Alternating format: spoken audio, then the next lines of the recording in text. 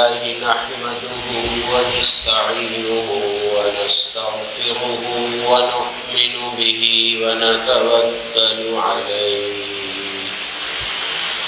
ونعوذ بالله من شرور أنفسنا ومن سيئات أعمالنا من يهده الله فلا مضل له ومن يضلله فلا هادي له ونشهد أن لا إله إلا الله وحده لا شريك له ونشهد أن سيدنا وسندنا ونبينا وحبيبنا وشفيعنا ومولانا محمدا عبده ورسوله صلى الله تعالى عليه وعلى آله وأصحابه وبارك وسلم تسليما كثيرا كثيرا أما بعد فأعوذ بالله من الشيطان الرجيم بسم الله الرحمن الرحيم يا أيها الذين آمنوا لا تتخذوا اليهود والنصارى أولياء بعضهم أولياء بعض ومن يتولهم منكم فإنه منهم إن الله لا يهدي القوم الظالمين صدق الله العظيم. میرے قابل احترام بزرگوں اور معزز سامعین،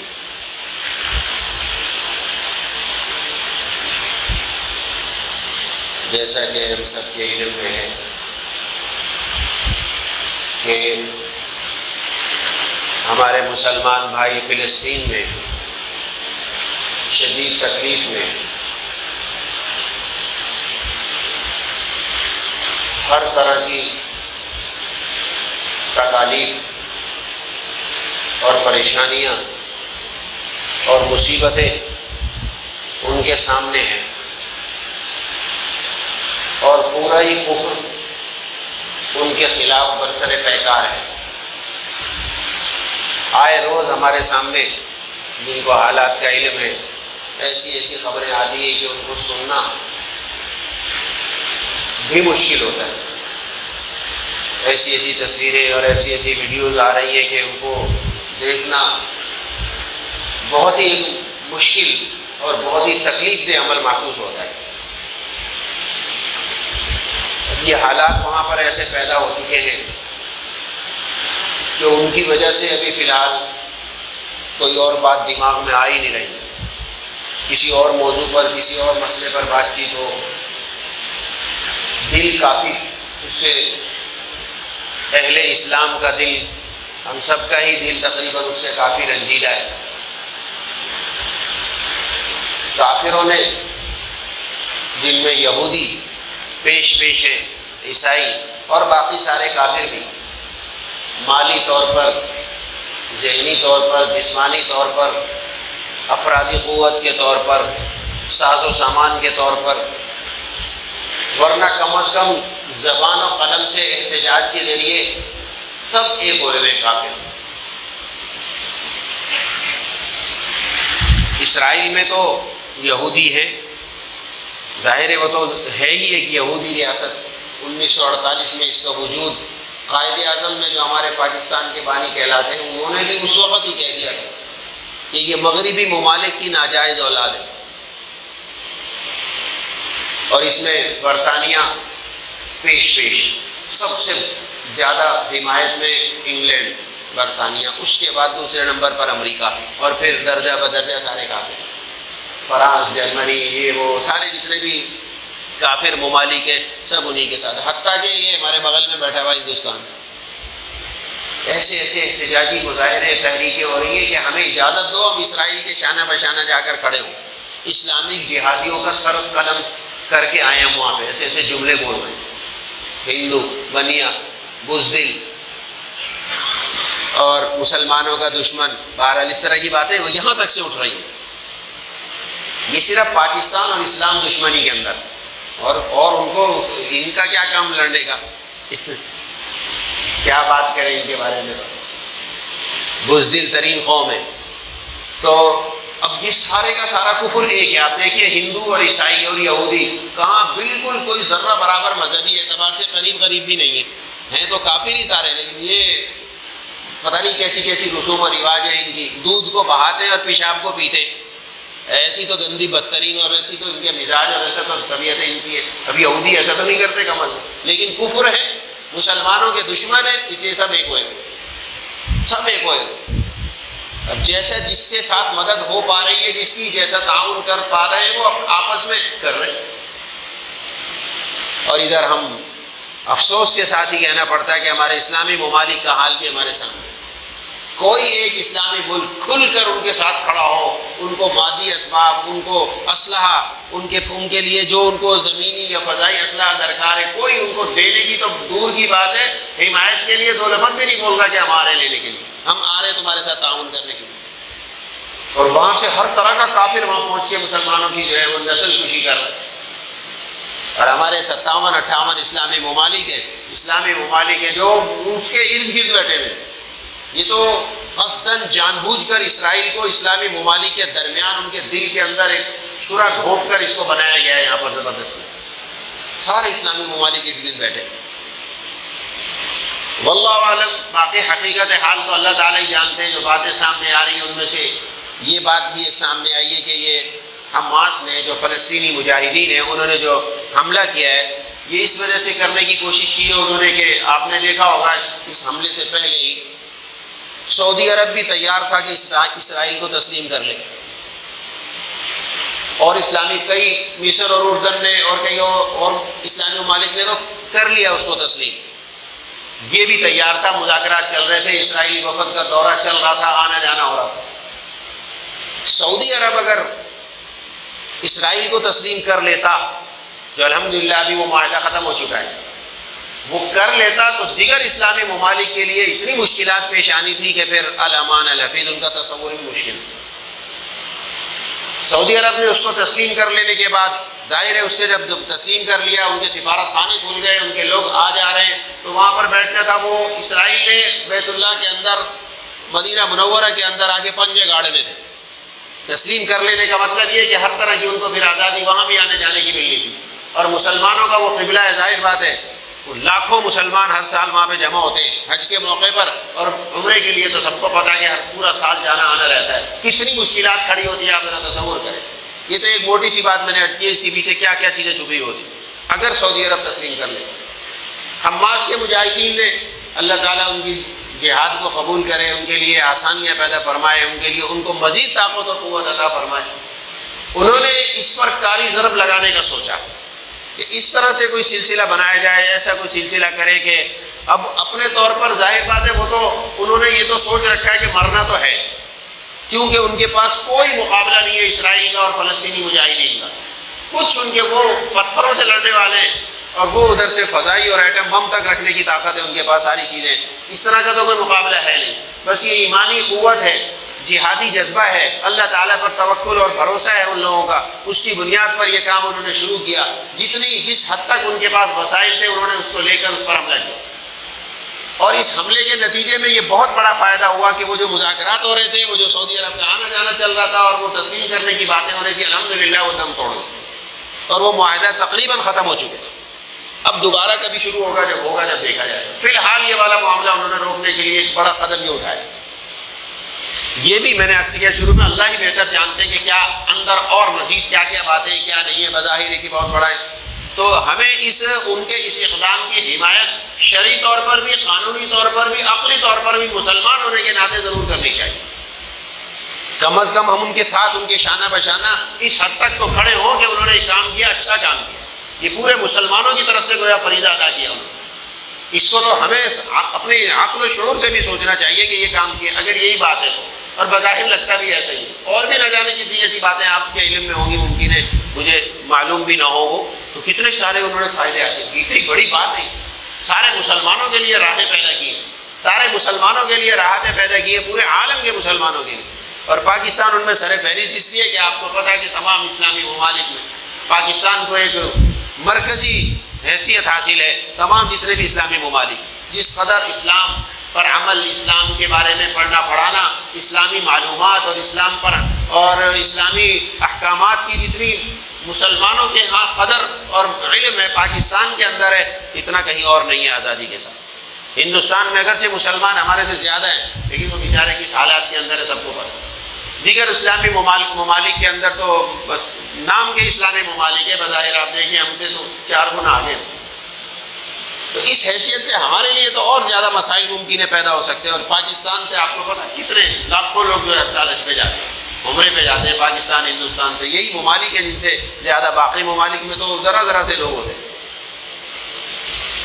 تو یہ انہوں نے اچھا کام کیا الحمدللہ. اس حوالے سے ہمیں ان کے لیے دعا گو بھی رہنا چاہیے. ہر وقت، ہر لمحہ ان کی کامیابی کی، ان کی فتح کی دعا کرنی چاہیے. ان کو جو تکالیف اور نقصان پہنچ رہا ہے اس کے ازالے کی بھی دعا کرنی چاہیے، اور اس میں اپنا بھرپور تعاون کرنا چاہیے. اور تعاون ایک دفعہ کر کے نہیں، بس ایک دفعہ 100 روپے 200 روپے چندہ دے کر بیٹھ گئے، نہیں. یہ تو ظاہر بات ہے وہ زخمی ہے. جب ہمارے گھر میں کوئی زخمی ہوتا ہے، بیمار ہوتا ہے، تو کیا ایک ہی دفعہ دوائی لے کے بیٹھ جاتے ہیں ہم؟ ظاہر بات ہے بار بار چل رہا ہو، جب تک صحت نہیں مل جاتی، جب تک اس تکلیف سے نجات نہیں مل جاتی، ہم اس کے مداوے کے لیے کوششوں میں لگے رہتے ہیں. ایسے ہی تو وہ بھی بیچارے ہیں، ابھی تو گھر بھی نہیں ہے ان کے. تو کتنے ہی لوگوں کے گھر اجڑ گئے، گھروں سمیت بیچارے وہ مکین جو ہے اپنے مکانوں سمیت شہید ہو. اور جو بچ گئے تو پھر ان کی کیسی حالت ہے کہ بیچاروں کا پتہ نہیں. تو ان کو تو مکانات چاہیے. مکان کے اوپر تو 100-200 روپے سے کام نہیں چلے گا. ایک مکان بنانا ہو، ایک کمرہ ہی بنانا ہو، تو اب دیکھ لیں یہاں پہ لاکھوں روپے چاہیے اس کو، صرف ایک کمرے کے لیے. پھر ضروریات زندگی اس کے علاوہ ہے. تو میرا مقصد کہنے کا یہ کہ اگر ہم نے چندہ دیا بھی ہے تو وہ 1-2 دفعہ دینے پر اکتفا نہ کر لیں. جب تک یہ سلسلہ چل رہا ہے، اپنا تعاون جہاں آپ کروا رہے ہیں جس کے ذریعے سے، تو آپ وہاں تک پیسے پہنچائیں اور مستقل اس کام میں بھی لگے رہیں. یہ تعاون کرنا ہماری ذمہ داری ہے. اور وہاں پہ زخمی بھی ہیں، آپ سب کے علم میں کہ وہاں پہ زخمی بھی ہیں بیچارے، بچے بھی ہیں، بوڑھے بھی ہیں، عورتیں بھی ہیں، سب ہیں. اب کیسی کیسی حالات کے اندر ہے وہ آپ مجھ سے زیادہ علم ہوگا آپ لوگ، سوشل میڈیا پر کیا کیا چیزیں آ رہی ہیں. تو ان کا درد لینا چاہیے. میرا مقصد آج کا بیان کرنے کا اور یہ بات کرنے کا یہ کہ یہ درد ہمارے دلوں کے اندر رہنا چاہیے جب تک کہ وہ مکمل طور سے اللہ تعالیٰ ان کو فتح عطا فرما دے اور وہ اپنی ایک آزاد اور اسلامی ریاست، مضبوط اسلامی ریاست قائم کر کے اس میں اپنے مطابق اپنی زندگی ان کی بحال ہو جائے. یہ کام جب تک نہ ہو جائے ہمیں بیٹھنا نہیں ہے. دعا کے لیے تو مسلسل ہاتھ اٹھنے چاہیے ہمارے. ہر وقت ہمارے دل میں یہ خواہش اور تمنا اور توجہ رہنی چاہیے کہ ہمیں ان کے اپنے مسلمان بھائیوں کو بھولنا نہیں جو اس وقت شدید تکلیف میں. یہ صرف ہم تو بات کر کے ایک طرف ہو جاتے ہیں. جس کے اوپر یہ تکلیف آئی ہے اس سے ذرا پوچھیں. اپنے اوپر ہی تھوڑی دیر کے لیے تصور کر لیں کہ میرا گھر ٹوٹ گیا، چلے ویسے ہی گر گئی، چھت گر گئی، اور ہو جاتا ہے ایسے. دیکھیے ذرا کیسی تکلیفیں شروع ہو جاتی ہیں. صرف چھت گرنے سے کوئی نقصان باقی نہیں ہوا. چھت گر گئی، اب میرے پاس چھت نہیں ہے، اب مجھے وہ بنانی ہے. ایسے نہیں. یہ تو صرف ہمارے، میں عرض کر رہا ہوں کہ ایک معمولی سی تکلیف کی میں بات کر رہا ہوں. وہ بیچارے تو اس سے کہیں آگے تکلیفوں کے اندر ہیں. کسی کی والدہ، کسی کا والد، کسی کا ہاتھ کٹ گیا، کسی کا پاؤں کٹ گیا. اور جو شہید ہو گئے چلو وہ تو بیچارے چلے ہی گئے دنیا سے، وہ ایک الگ مسئلہ، وہ ایک الگ غم ہے. اب جو زخمی ہے وہ لے کے بیٹھے ہوئے کیا کریں گے.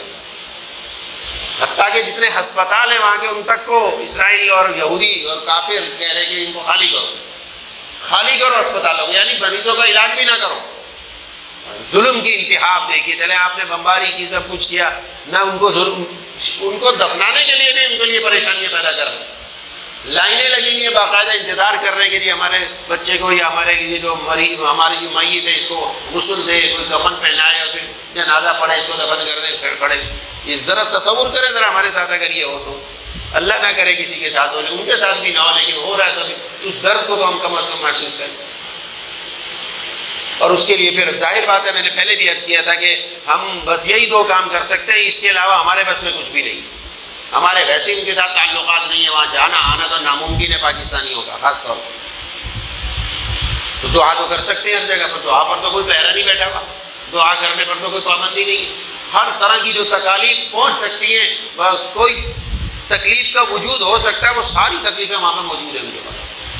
ہر طرح کا ان کو تعاون بھی چاہیے، مالی تعاون بھی چاہیے ان کو، افرادی قوت بھی ان کو چاہیے، اور ان کے لیے ہر طرح کے اسباب جو دنیا میں جیسے ہم اپنی زندگی گزارنے کی جو ہم نے اپنے اسباب اپنے گھروں میں جمع کر رکھے ہیں، سب چاہیے. اور اب موسم سردی کا بھی مزید آ رہا ہوگا، اس میں اور تکلیفیں ہیں. آپ کو پتہ ہے کہ خالی گھر، چلو گرمیوں میں تو آدمی گزارا کر لے، دھوپ سے بچ گیا، رات کو کہیں بھی بستر لگایا اور لیٹ گیا بیٹھ گیا. سردی میں کہاں جائے گا؟